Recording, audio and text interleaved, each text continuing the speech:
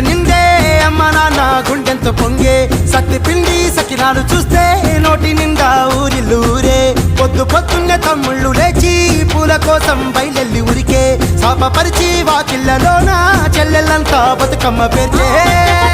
పచ్చని పల్లె